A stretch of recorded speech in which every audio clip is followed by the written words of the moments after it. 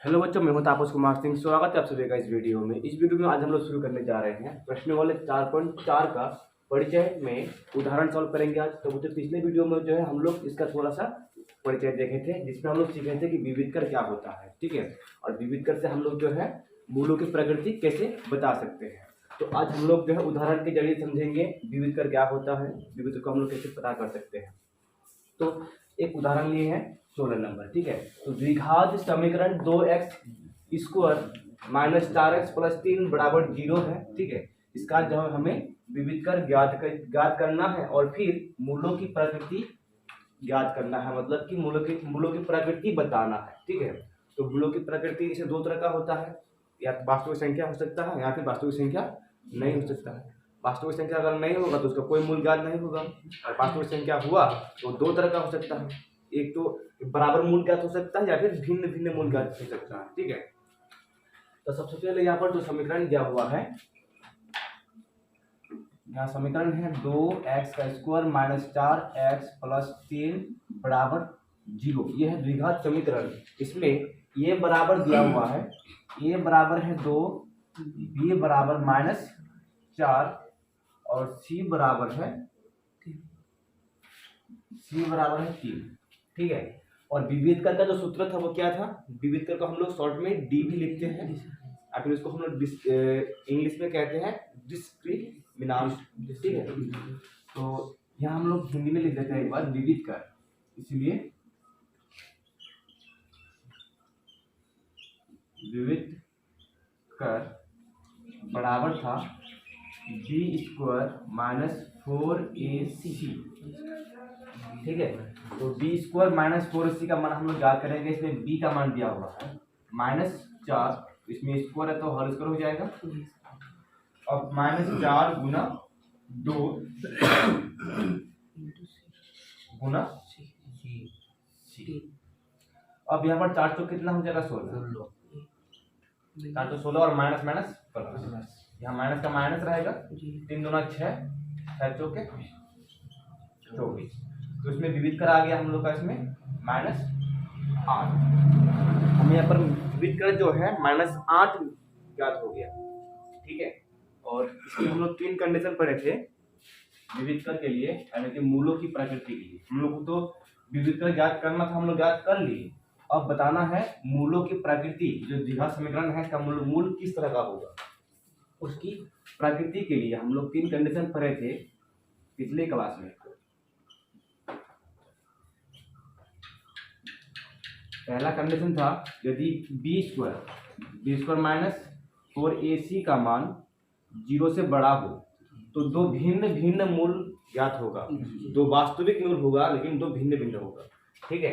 यदि b² minus 4ac का मान 0 के बराबर हो तो दो बराबर वास्तविक मूल ज्ञात होगा, ठीक है।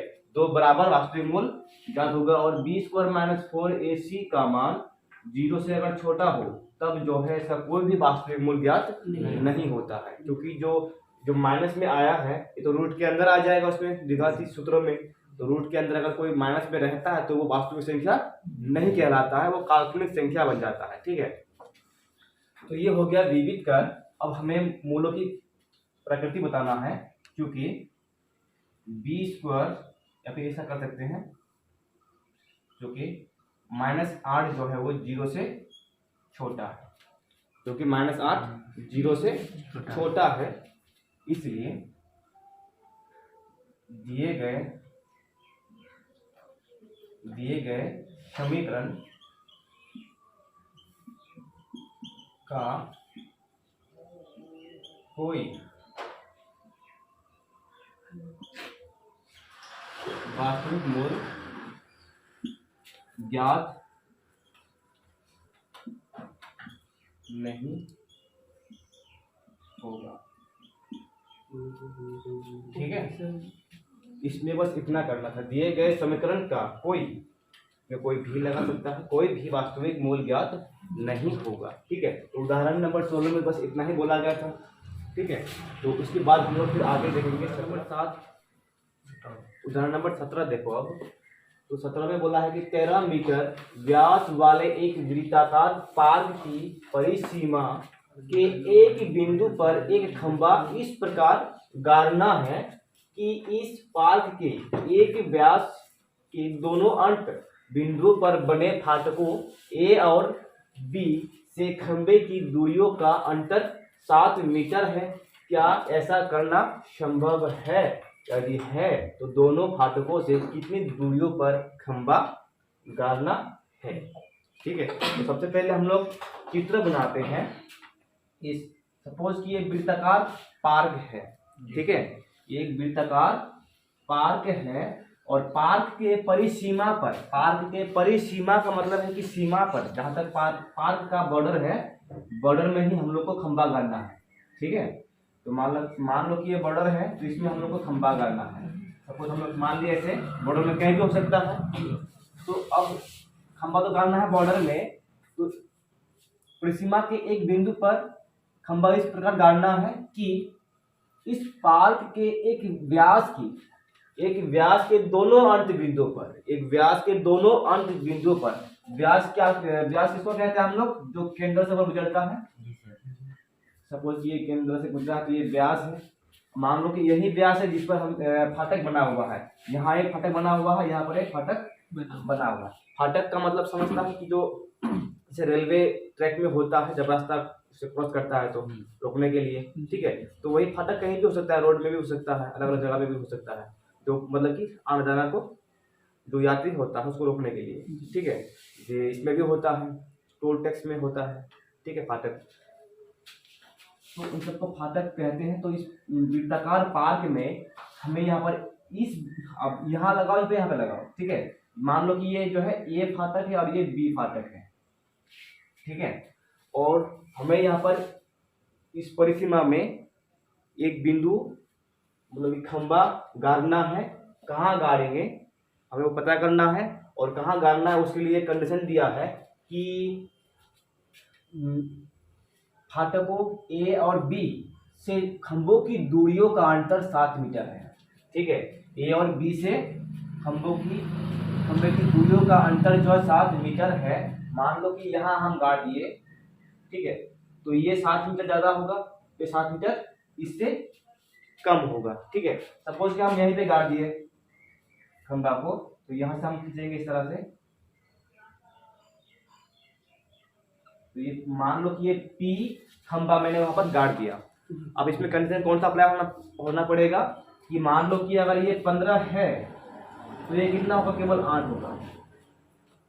अगर ये 15 है तो ये 8 होगा, या फिर इसको 15 ले लेंगे तो ये 8 होगा। दोनों का अंतर बताना है, जैसे बोला नहीं है कि कौन बड़ा है कौन छोटा है, सिर्फ दोनों का अंतर होना चाहिए। अगर ये मान लो कि 20 है तो ये कितना हो जाएगा?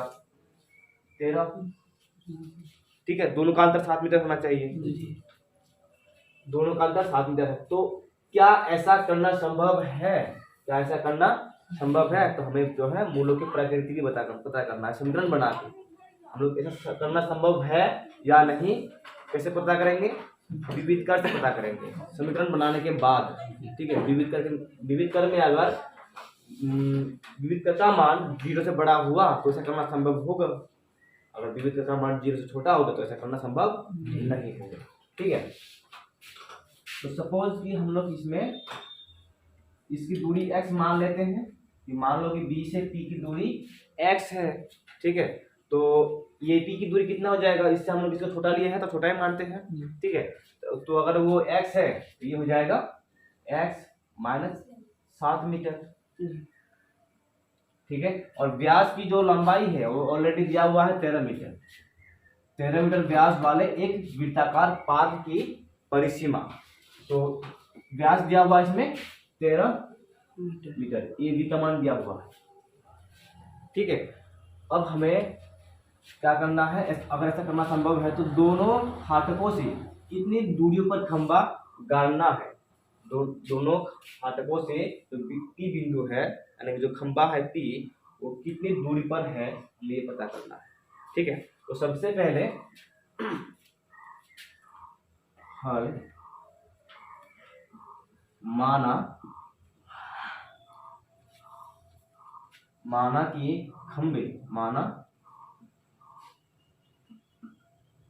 कि खंभा की स्थिति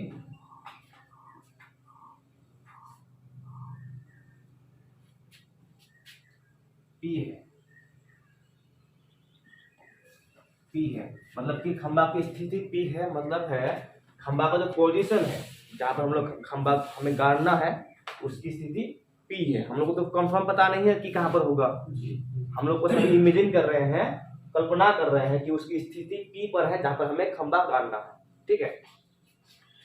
तथा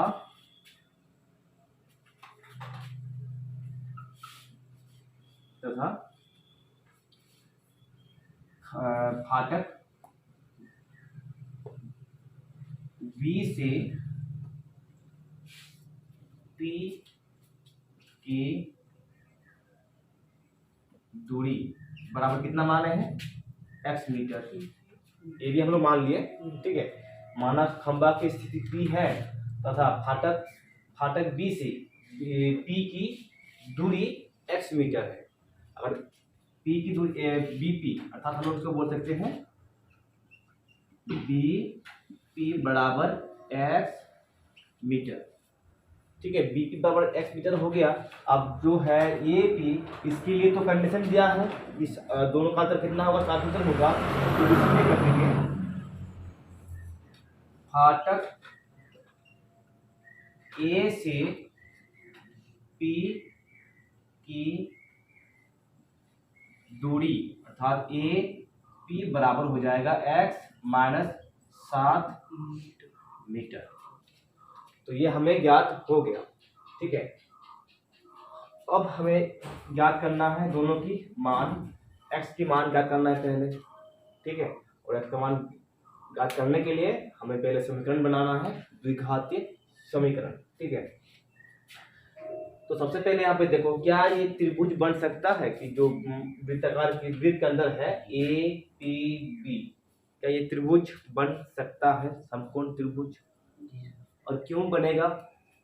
ऑलरेडी तो ये व्यास है, ठीक है। और उसको छोड़ दो, अभी यहाँ देखो जो खंबा है, खंबा तो हमेशा सीधा रहता है, खंबा हमेशा सीधा रहता है, तो वो 90 डिग्री का कोण बना के रहेगा, ठीक है।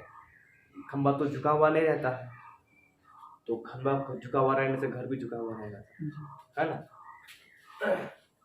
ये जो खंबा है, खंबा यहाँ पे 90 डिग्री का कोण बनाकर है, और ये जो है वृत्त पर है, ठीक है।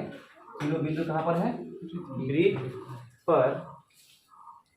और हम लोग जानते हैं कि व्यास पर, अगर व्यास से, ये हम लोग त्रिभुज वाला नियम में पढ़े थे, व्यास का जो है दोनों बिंदु को अगर वृत्त खंड पर मिला दिया जाए तो अपन 90 डिग्री का कोण बनता है, ठीक है।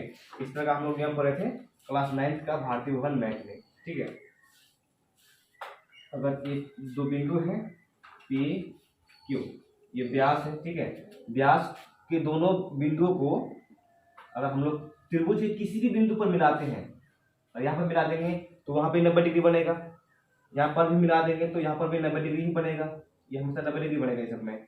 और इधर मिलाएंगे तो यहाँ पर भी 90 डिग्री ही बनेगा। ये हम लोग थोड़े पढ़े थे क्लास 9 में, ठीक है। तो यहाँ हम लोग डायरेक्टली कर सकते हैं, इसीलिए समकोण त्रिभुज APB में, ठीक है।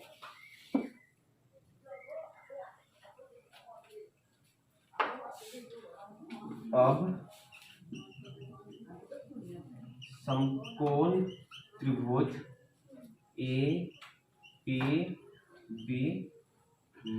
APB में अगर हम उसको लंब ले लेंगे तो ये आधार हो जाएगा, और जो व्यास है तो सबसे बड़ा है, व्यास इसमें सबसे बड़ा होगा तो ये कर्ण बन जाएगा, ठीक है। तो यहाँ पर त्रिभुज में पाइथागोरस प्रमेय से, पाइथागोरस प्रमेय से, ठीक है। पाइथागोरस प्रमेय से इसमें हो जाएगा कर्ण का स्क्वायर यानी कि AB का स्क्वायर बराबर लंब BP का स्क्वायर प्लस AP का, इतना हो गया। और ऊपर लिख देते हैं ना, मान रख देते हैं, AB का मान हो जाएगा 13 मीटर का स्क्वायर बराबर BP का हो जाएगा x मीटर,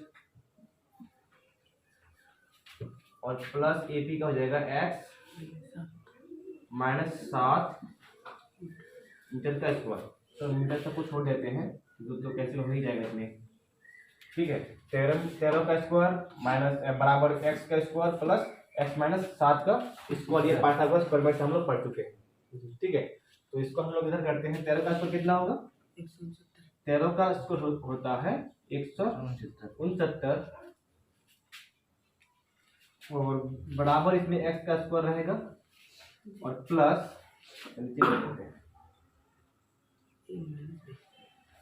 एक्स बराबर एक्स नहीं तो वही होगा ना 1369 13 का स्क्वायर 169 बराबर एक्स का स्क्वायर माइनस फिर एक्स का स्क्वायर प्लस इसमें तो प्लस हो जाएगा और माइनस 7 गुना 14 एक्स प्लस 7 7 49, ठीक है। इतना हो गया। एक्स का स्क्वायर 7 गुना 14 एक्स हो गया फिर 7 7 49, ठीक है। तो यहाँ पर आप जब जीरो रखते हैं यहाँ पर एक्स का स्क्वायर प्लस में एक्स का स्क्वायर तो है तो इसको एक बार लिखेंगे, 2 कर देंगे इसको, 2 एक्स का स्क्वायर एक्स स्क्वायर, ठीक है। अब माइनस हो जाएगा इसमें माइनस 14 एक्स और प्लस में 49 माइनस में 169, 2 एक्स का स्क्वायर माइनस 14 एक्स। अब यहाँ पे बचेगा 0, ठीक है, 0 और 4 में से 6 में से 4 जाएगा तो 2 यहाँ पर 1 माइनस बराबर 0, ठीक है।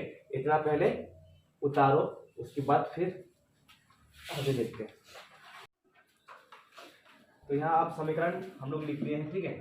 तो समीकरण को यहाँ लिखते हैं 2x का स्क्वायर माइनस 14x माइनस 120 बराबर 0, ठीक है। ये समीकरण बन गया। तो सबसे पहले तो हम लोग को समीकरण बनाना था तो हम लोग समीकरण बना लिए। अब क्या बोला है, क्या ऐसा करना संभव है? आप मतलब वहाँ पे खंबा गाड़ सकते हैं या नहीं और कहाँ गाड़ेंगे खंबा, तो उसके लिए पहले हम लोग को ये चेक करना होगा कि खंबा गाड़ सकते हैं कि नहीं, और इससे हम लोग मतलब क्या ऐसा करना संभव है इसका मतलब, ठीक है ना। तो इस समीकरण में हम लोग जांच करेंगे ऐसा करना संभव है या नहीं। और कैसे चेक करेंगे? विविध कर से। कैसे चेक करेंगे? विविध कर। तो इसमें a बराबर सबसे पहले 2 है और b बराबर -14 और c बराबर है -120 और विविध कर से हम लोग यहाँ पर चेक करेंगे ऐसा करना संभव होगा या नहीं होगा, ठीक है। विविध कर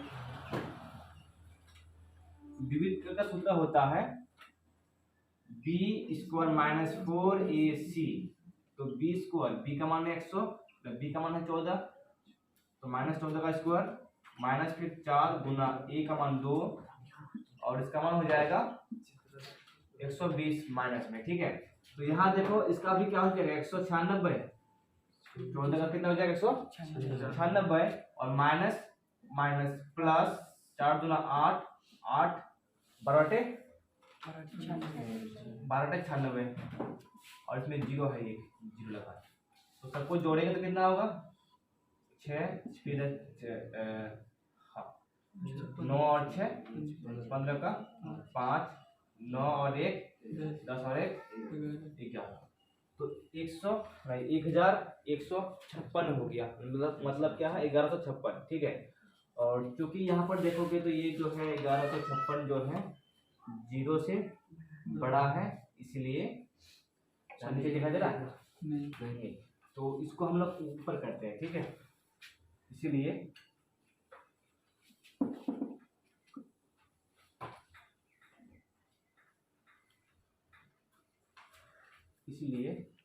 यहाँ द्विघात समीकरण का 2 भिन्न वास्तविक मूल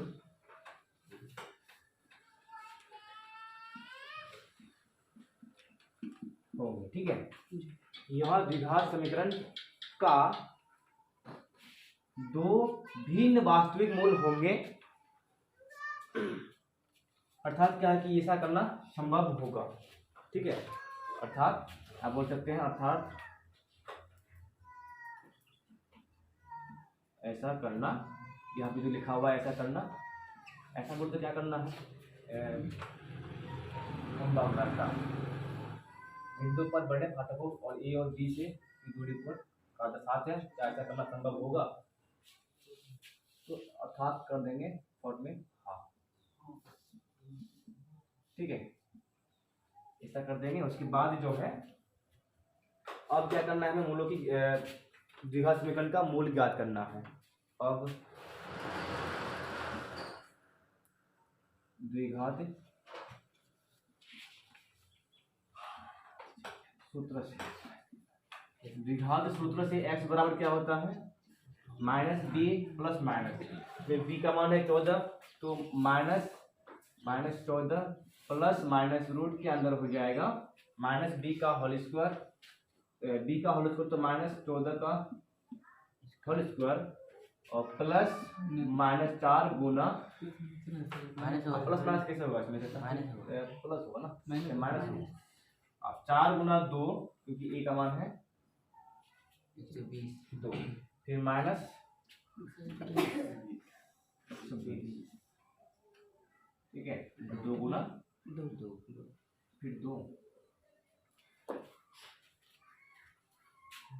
यहाँ प्लस में 14 हो जाएगा प्लस माइनस, इसका हो जाएगा 169, अच्छा 196 हो जाएगा। इसको गुना करेंगे तो देखो 240, इसमें जो हम लोग किए थे कितना किए थे 960, 12 आटे 96, तो अगर 7 दूना 8 करेंगे 8 दूना 16, 900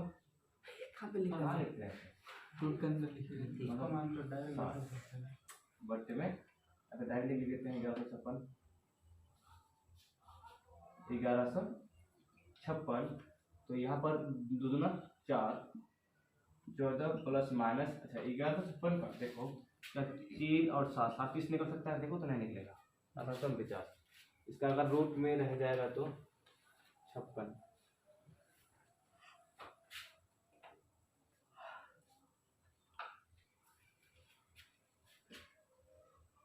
$1156 आया, करके देखते हैं निकाल के निकलता है कि नहीं निकलता है। पहले 3 से जाएगा 3, इसमें 6 9 2, अब इसमें 4 से देखते हैं तो 16 का 6 तो 24 और 25, तो 34 निकला, तो इसमें हो जाएगा 34 और नीचे 2 4,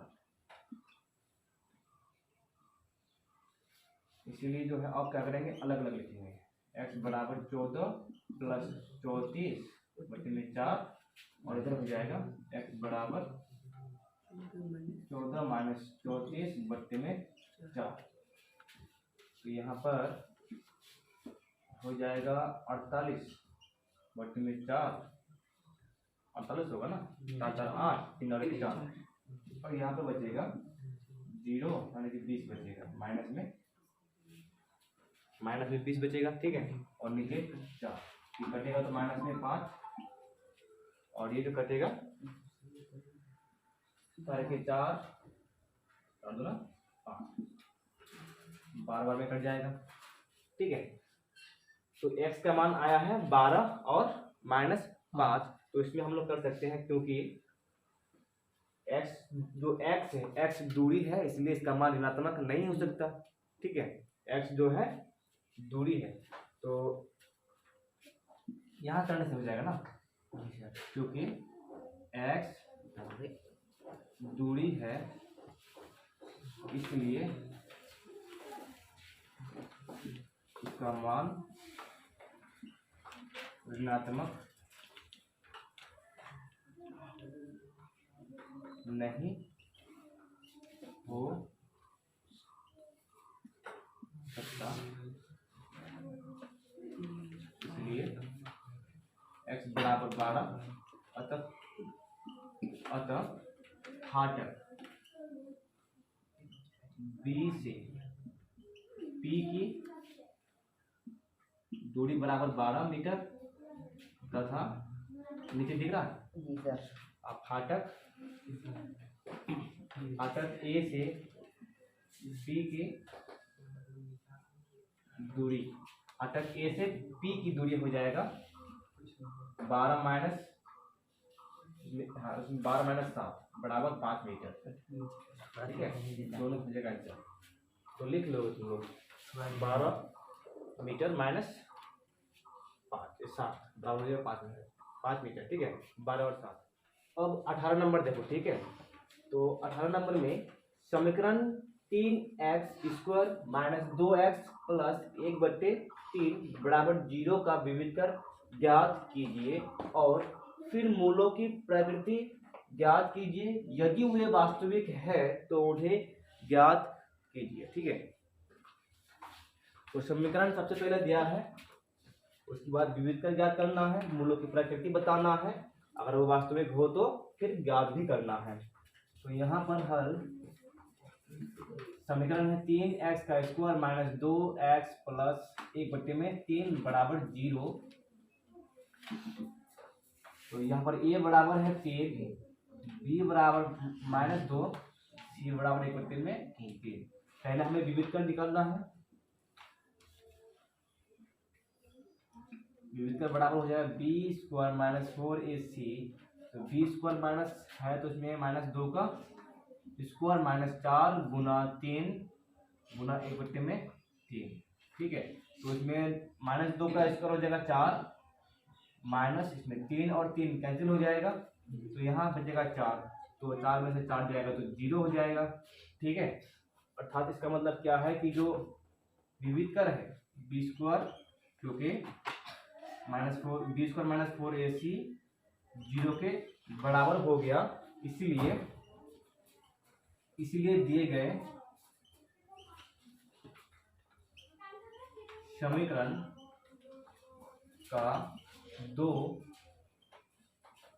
बराबर मूल, 2 बराबर वास्तविक मूल होंगे। ठीक है, तो यहाँ देखो तो क्या बोला था कि विविधकर ज्ञात कीजिए, तो हम लोग विविधकर ज्ञात कर लिए, विविधकर 0 हो गया। तो अब प्रकृति बताना था, तो प्रकृति बता रहे हैं कि दिए गए समीकरण का 2 बराबर वास्तविक मूल होंगे, 2 वास्तविक मूल होंगे। तो वास्तविक हम लोग देख रहे हैं कि इसमें जो कंडीशन आया वो क्या हो रहा है, वास्तविक हो रहा है। ठीक है, और वो भी 2 बराबर वास्तविक मूल ज्ञात हो रहा है। तो अब क्या करना है, उन्हें फिर हमें ज्ञात भी करना है। ठीक है, तो अब जो है हम लोग द्विघाती सूत्र से ज्ञात कर लेंगे। अब द्विघाती सूत्र का दूसरा नाम क्या है, श्रीधर आचार्य सूत्र। तो x बराबर इसमें b का मान कितना है, -2